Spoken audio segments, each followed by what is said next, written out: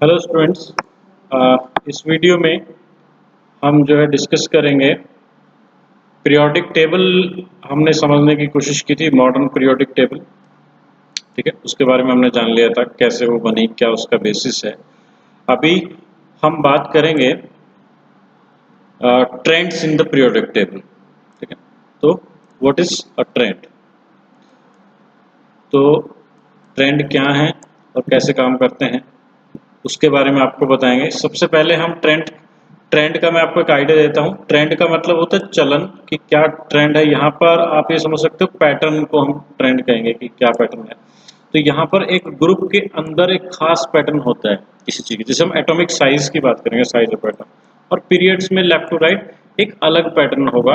तो इसी इसी चीज़ को हम ट्रेंड कहते हैं। तो सबसे पहला जो हमारा है वो साइज, और साइज भी किसका? एटम का। We are talking about the size of the atom. तो एटम के साइज को लेके हम कंसर्न हैं, और एटॉमिक साइज का हम जो है ट्रेंड एनालिसिस करेंगे कि एक ग्रुप में पीरियोडिक टेबल में एटम के साइज कैसे इंक्रीज या डिक्रीज होता है। अगर आप अपने प्रीवियस नॉलेज से, आई होप यू अंडरस्टैंड, कि अगर हम एक स्फेरिकल शेप में माने एटम को, तो ये सेंटर में उसके न्यूक्लियस होता है। तो हमारे लिए साइज क्या है? जैसे रेडियस ऑफ द स्फीयर है ना, तो एक स्फीयर कितना बड़ा या छोटा है उसका पता चलता है कि उसका रेडियस से के सेंटर से लेके उसके आउटर मोस्ट सर्कमफ्रेंस तक, मतलब वो कैसा है, कितनी कितनी लेंथ है। तो इसी तरह से यही साइज है हमारे लिए एटम का। हम भी एटम को ऐसे ही समझेंगे कि एक एटम कितना बड़ा है, सिंपली कि उसके न्यूक्लियस से बाहर वाले सबसे आउटर मोस्ट शेल तक जहां पर इलेक्ट्रॉन पाए जाते हैं, और जहां पर न्यूक्लियस के सेंटर से, कि जैसे this atom is bigger, this is smaller. तो सिंपली एक एटम का साइज जो है वो किस तरह से वेरी करेगा across a period and across a group.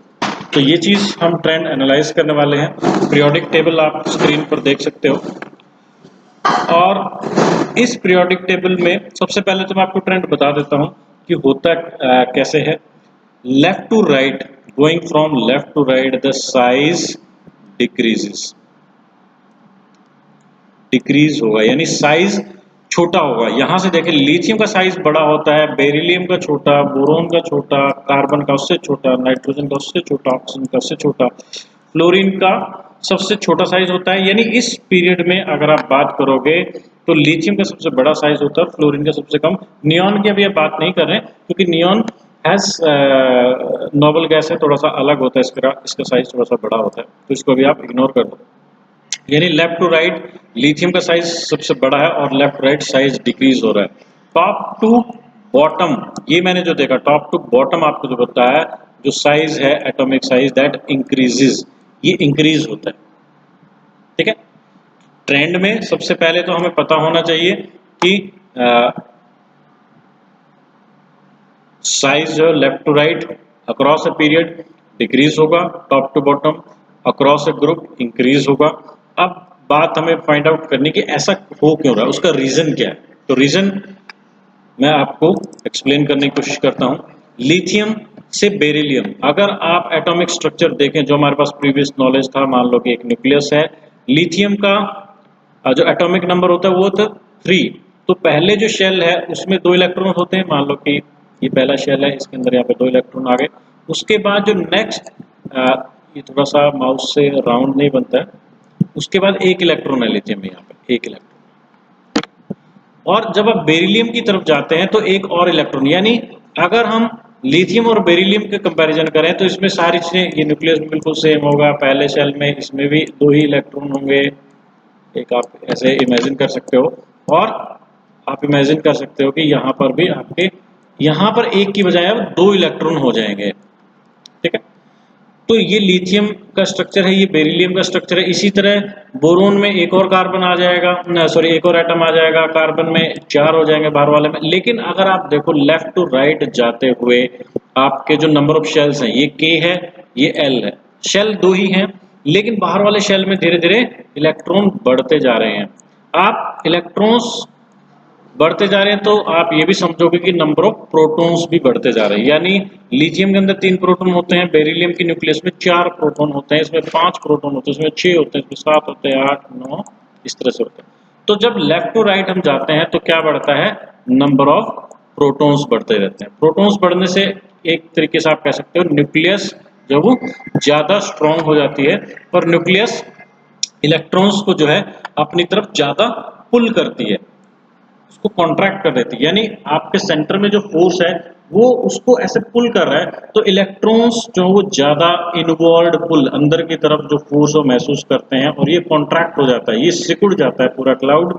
तो यानी कि लेफ्ट टू राइट जाते हुए न्यूक्लियस जो है वो ज्यादा स्ट्रांग हो जाती है, और effective nuclear charge, effective nuclear pull on electron that increases, और साइज जो है वो डिक्रीज होता है।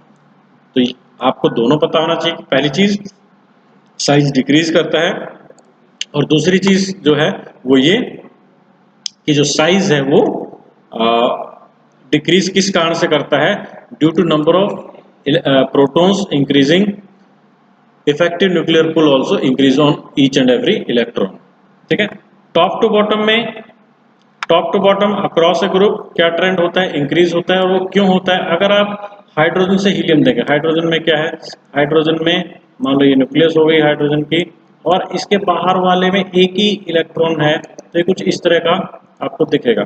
लेकिन अगर आप थोड़ा सा और इसमें नीचे जाएंगे तो ये जो लिथियम है, लिथियम लिथियम में 2 शेल हो गए, पहले में आपके 2 इलेक्ट्रॉन है, ये थोड़ा सा राउंड नहीं बन रहा है यहाँ पे, तो माउस से इतना ड्राइंग नहीं आता है। और दूसरे वाले में क्या है कि 1 इलेक्ट्रॉन हो गया, तो आप देख रहे हो कि एक शेल ऐड हो गया। लिथियम में 2 शेल हैं, इसमें 1 इलेक्ट्रॉन यहाँ पर, इसमें 2 और फिर 1, और सोडियम में फिर एक और आपका आ जाएगा, तो उसमें उसमें इसमें 8 हो जाएंगे, और एक और इलेक्ट्रॉन ऐड हो जाएगा। पोटेशियम में एक और शेल, यानी टॉप टू बॉटम जब आप चलते जाते हो तो आपके क्या इंक्रीज होता है, नंबर ऑफ सेल्स इंक्रीज होते हैं। नंबर ऑफ सेल्स, पहले में के था, फिर के और एल आया, के एल एम आया, यानी moving from top to bottom क्या हो रहा है, नंबर ऑफ सेल्स इंक्रीज हो रहे हैं। नंबर ऑफ सेल्स इंक्रीज होने से ऑटोमेटिक साइज इंक्रीज हो जाता है। तो इस वीडियो में आपको एक इंपॉर्टेंट कॉन्सेप्ट है, the concept is about the trend of the trend of the atomic size. Atomic size क्या है डिफाइन किया पहले हमने, मैं आपको दिखा देता हूँ, आपकी बुक में क्या इसके एक्सप्लेनेशन है उसको भी एक बार पढ़ लेंगे। तो हमने क्या पढ़ा, trend in the modern periodic table. ठीक है, तो इसमें सबसे पहले एटॉमिक साइज का ट्रेंड। एटॉमिक साइज क्या है, रेडियस ऑफ एटम। जैसे मैंने बताया एक स्फीयर अगर आप इसको समझोगे तो उसकी जो रेडियस है उसके साइज डिपेंड करेगा।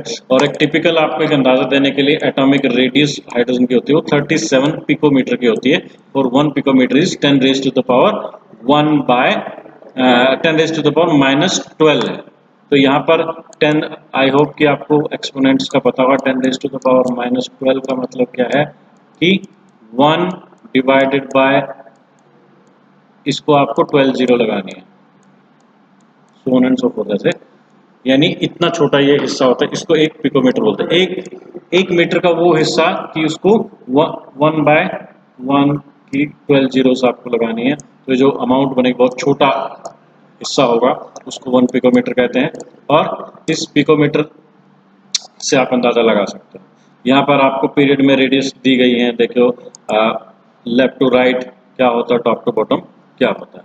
ठीक है, तो atomic radius decrease moving from left to right, increase in nuclear charge, ये मैं आपको बता चुका हूँ, न्यूक्लियर चार्ज इंक्रीज होने डिक्रीज होता है ये। और atomic size increase down the group, top to bottom increase, this is because the new shell being added. तो ये चीजें आप इसको एक बार go through this and understand this. कोई भी प्रॉब्लम है you can ask, I hope you got the concept. Thank you.